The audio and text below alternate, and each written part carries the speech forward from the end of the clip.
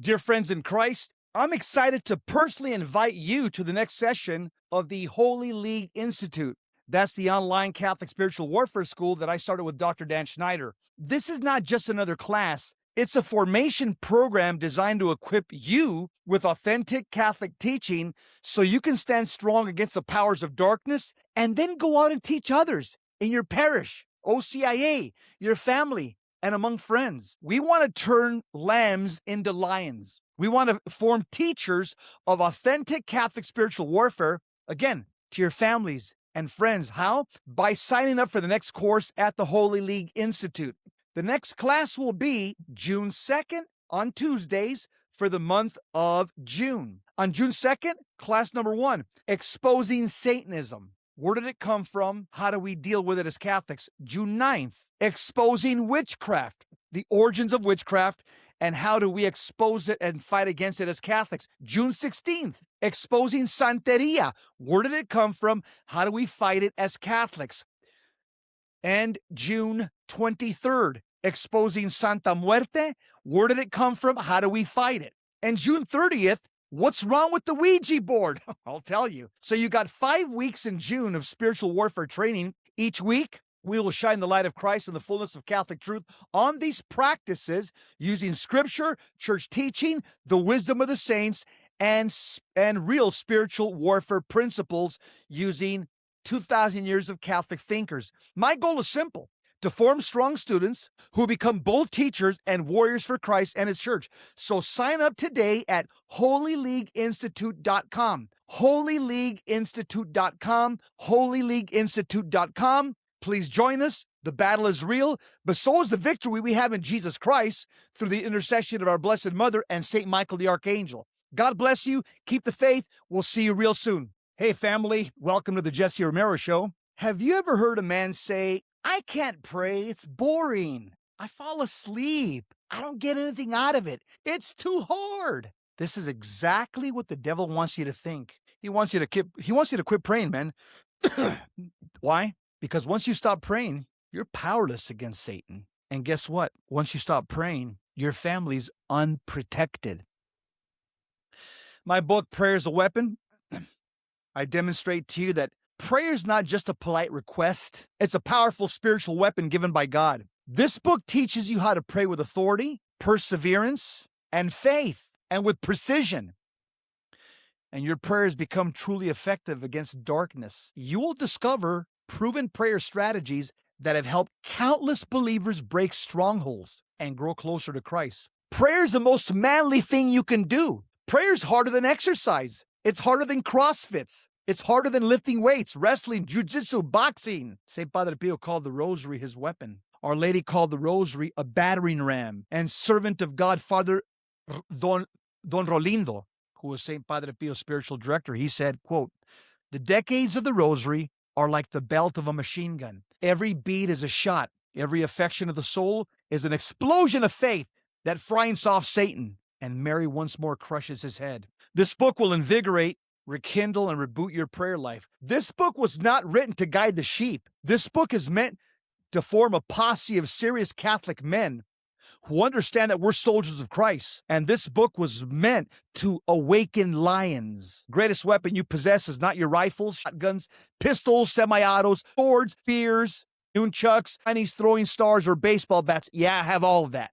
Your greatest weapon against Satan is prayer. That's the greatest weapon to protect your family and yourself. Grab your copy today at jesseromero.com and arm yourself for the battle. Stay strong, Catholics. Stay prayerful and keep fighting the good fight of faith. We know that we win at the end. God bless you. Viva Cristo Rey.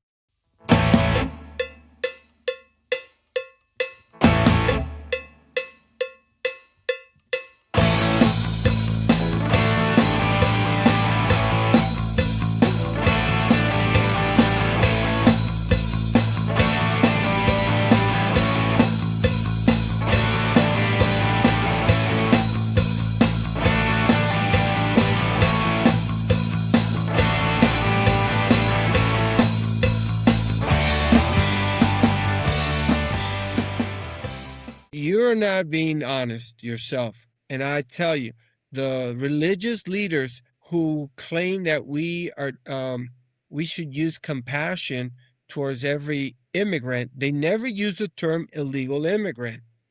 That is, again, that's what do they call that? Specious rhetoric that only what it does is inflame the the the spirits of the people to fight again, to demonize the conservative party, because we want to stand by the laws. We want to follow the laws of the land. We want to, we are for legal immigration. We have to. I don't know why when the other side, when the Democrats talk about immigration, they never differentiate between legal and illegal. They always talk about immigration, period. And because by doing that, they make it seem or make it appear as if we conservatives are against all immigration, and we're not. I'll tell We're you why here. they do that, because they're experts at verbal engineering, which leads to social engineering. What I mean by that is that they're expert at speaking ambiguously. Yes, and they do that. Just like the Catholic left does. They speak ambiguously, and this way we call that verbal engineering, verbal gymnastics, and verbal engineering leads to social engineering. If you're promoting lies and propaganda, you're going to change people's behavior, especially towards the government. Here's another point that a lot of people on the left, political and even the Catholic left, are saying, well, crossing the border illegally is not a crime. Not true. It's a federal crime. It's Title 8 of the United States Code 1325. I'll repeat it again. It says federal crime, improper entry by an alien. Title 8, United States Code 1325. So, and if anybody's going to write on the comments, it's not a crime to come illegally, I just gave you the federal law that it violates. And it's very clear. The country, the federal government says first offense under Title 18, Right. Imprisonment up to 6 months in jail. First offense, misdemeanor. Subsequent offense, up to 2 years in jail, and it's a felony. So the first time you get caught here illegally, it's a misdemeanor, fine and imprisonment up to 6 months. Second time they catch you here illegally in the U.S., again, Title 18, 1325, you can be in prison for up to 2 years, and it's now a felony, and there's also a large fine attached to it. So much for the myth of it's not a crime to come here legally. No, and I guarantee you, the moment the party of the Democrats that are in favor of open borders, the moment they get enough votes to keep them in power forever, I guarantee you, mark my words, at that point, they will close the borders, because they'll see no more use for illegal immigration, because they already have all the votes they wanted. So the question is, if you are for open borders, at least be honest. When? How many? Is there a limit to how many people are going to come in? You're going to allow? I mean, at least concede a number. They never mention a number, Jess. They never talk how many. You ask a Democrat, well, you want increased legal immigration, how many numbers? Why don't we talk about that instead of just saying that it is inhumane to deport people who are here without permission? If you think about it, all of this illegal immigration costs money to support, provide health care, education, room and board, public assistance, safety, providing all of these society's resources means that all of these people are taking resources that actually are lawfully belonging to people who are here residing legally, citizens and legal residents. So it is unfair. It is stepping on other people's toes, and it is taking away resources, valuable resources for people who deserve it because they're here. They're either citizens or they're here living legally. And so I think that if we speak about this topic from a moral perspective, you cannot justify allowing illegal,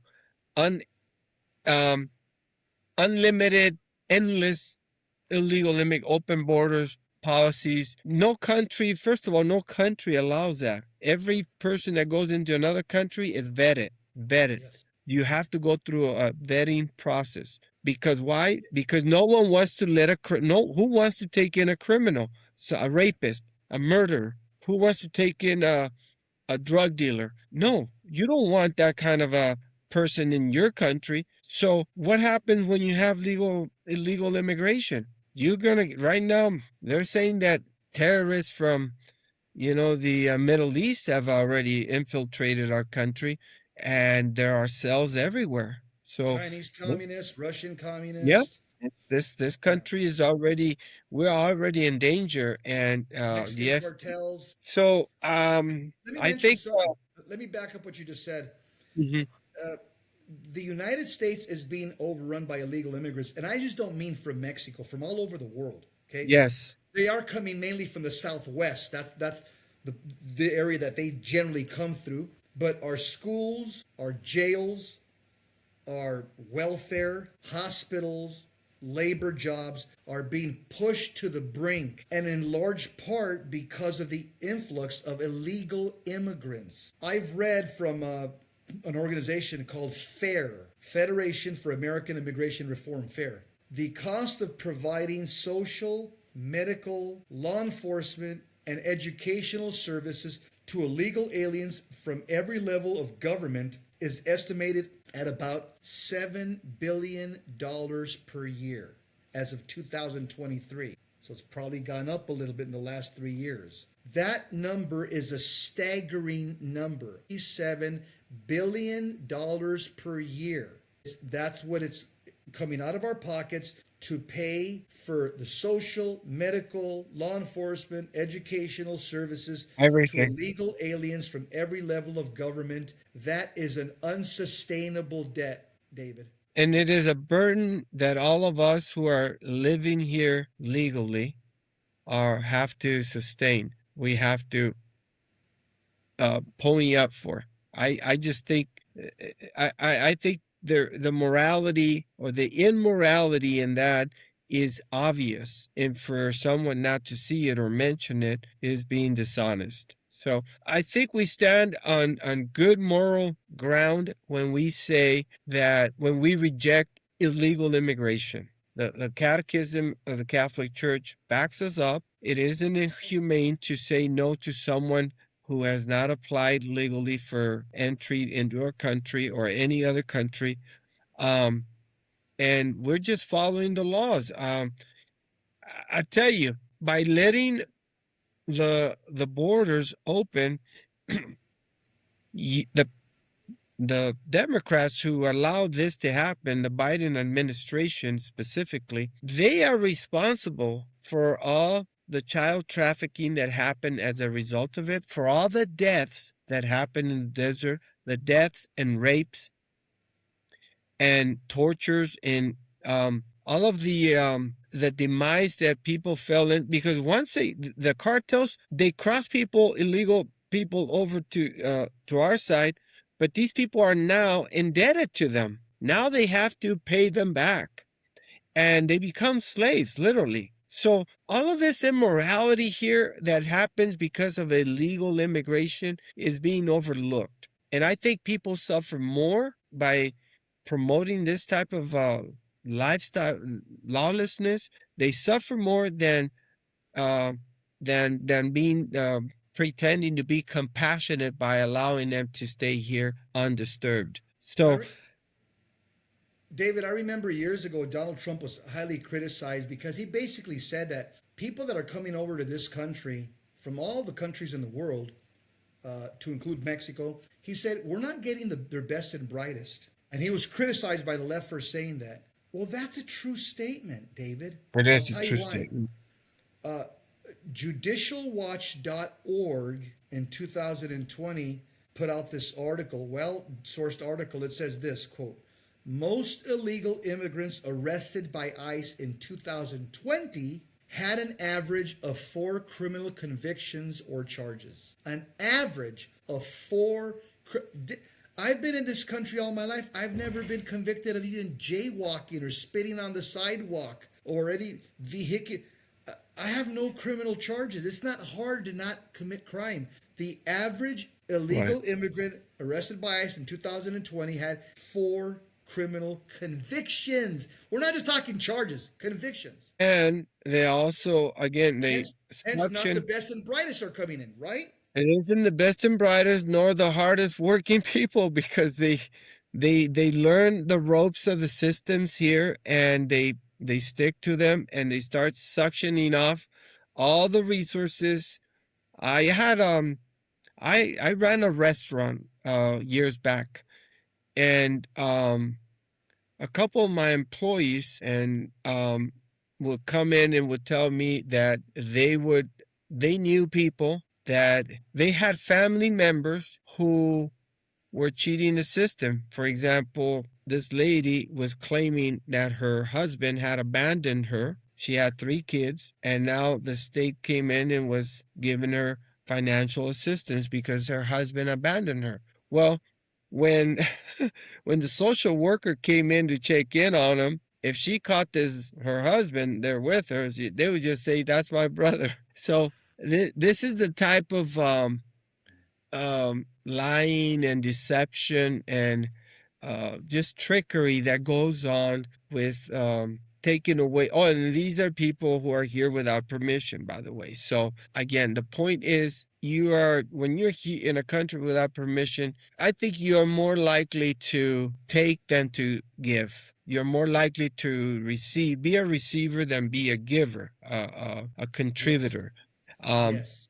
In Minnesota, you have Somalis who, a large, like 70% of them are receiving some kind of financial assistance from the government of Minnesota. So how are they contributing? This is the problem. Democrats want people like that because they become votes for them. And that's why once they get enough power to where at some point, if they get enough illegal immigrants to vote for them, then what's going to happen is going to become impossible for conservatives to win anything. We'll never win the House or the Senate, much less the presidency, because the more constituents you have, get more seats in Congress. That's the way it works. This is why they're trying to flood California, Minnesota, many places around the country with illegal immigrants. Because they count them in the census, and guess what? According to the number of people in any given area, you're assigned more congressional seats. So if you can just inundate the country with illegal pockets of illegal immigrants all over, the Democrats are going to pick up more seats in Congress, where they're going to have to elect officials to represent those people in those areas. That's the way it works. That's the way it works, and that's going to be the death knell for the Conservative Party. And that's why we have to... Here's another thing I want to just mention, before we wrap it up. We're close to the end here. I know that a lot of people get offended when they hear the word alien. And my rebut to that as a Catholic is that the word alien is used in the Holy Bible as a descriptive word, not as a pejorative. It's used as a descriptive word for a stranger or someone from another family or another Israelite clan. So it's not a pejorative. It's a descriptive word in the Holy Bible. The second thing that I would say, for those that say, you can't use the word alien, that's demeaning. Well, guess what? The Mexican Constitution, which I've read, also uses the word alien for non-Mexican citizens. It's a descriptive term. It's not a pejorative term. Comments? Well, again, the Democrats will always find one way, like you said, they are experts in social and language engineering. So they come up with new terms that were not used 10 years ago. They come up with, what do they call it, cultural appropriations. What's this other one? There's another term. It's called microaggressions. They find ways to come up with terms that they can use to demonize conservatives with.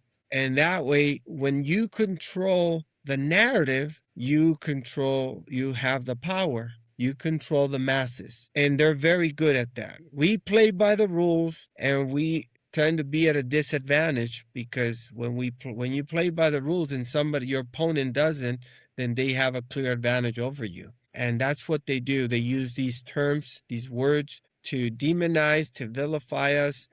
And we just need to continue to preach the truth, and hopefully reasonable people with open minds and open hearts will be open to it and change their mind and their hearts and make an impact in trying to keep the record straight here.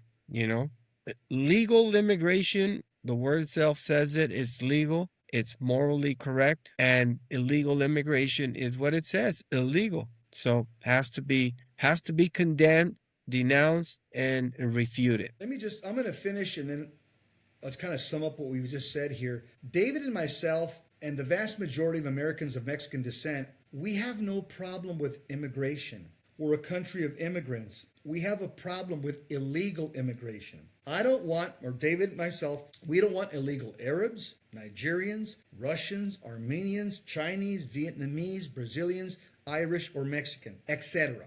Okay? It's wrong to enable people to have contempt for the rule of law. We're a country that functions much more efficiently than any other country because of the rule of law. This is why so many people want to come here every single year. Lax immigration laws encourages a lawless society. Catholics should be against anything that is illegal in a free society, provided that the law is just. So David and myself, we find no contradiction between our Catholic faith and our support for the rule of law. Of course, we get it. We have to protect the dignity of every human person, which I believe the U.S. immigration law does exactly that. Every country has a right to define its own borders and to defend their borders and to develop laws to protect those borders as well. And so in my view, amnesty for illegal immigrants would be a disaster for America because it rewards illegal behavior. It shows contempt for the rule of law. Right. And what it does is it weakens respect for law, not only amongst immigrants, but amongst Americans as well. And it's a slap in the face to millions of people around the world, like my parents, who lined up and played by the rules to enter America legally. And the Democrats, I'll end with this, the Democrats, David, you said it quite well, they're relying on Hispanic voters, legal and illegal, to be a rock-solid voting bloc in favor of their leftist, Marxist supporters and allies for years to come. They don't care about us at all. They just want your vote. We're useful idiots to them. But what better way to curry favor with Hispanics voters than by granting backdoor amnesty to millions of illegal aliens? That's why they keep pushing in that direction. I'm done. You got the final word, Dave, before we close. Well, to all religious leaders, Catholics and non-Catholics, please, I would think that it would serve you better if you would talk more about how to become holy, talk about faith and morals, bring the flock to holiness. Yes, you could talk about social issues that are being outwardly and overtly being hurting the humanity or the integrity of human beings. That's what we're supposed to do. But there are times when you have to stay in your lane, and that is your religious, your vocation should be, that's your expertise, faith and morals. That's your vocation. Save souls. Yeah, save souls, bring souls to Christ. Don't tell the president or a political leader, how to run their business, because they're, and conversely, the political leaders shouldn't also intrude into the religious leaders' affairs, because who knows best? Each one, stay in your own lane, promote respect for the rule of law, common good, and keep bringing souls to Christ. That's my advice for religious leaders. Well said, David. We'll have to do this again, my friend. Too bad you're in California, but hey, the internet brings us a lot closer like this. where I can just call you up and put you right on, and Arizona and California could connect and have some intelligent conversation. Thank you very much for coming on. We'll see you real soon. To all of you out there, hope you enjoyed the show. Click on the subscribe button to the Jesse Romero Show and promote this show to your family and friends who need moral clarity on this topic. God bless you. Thank you very much. Que viva Cristo Rey. Que viva y que viva la Virgen de Guadalupe. Que viva. We're out.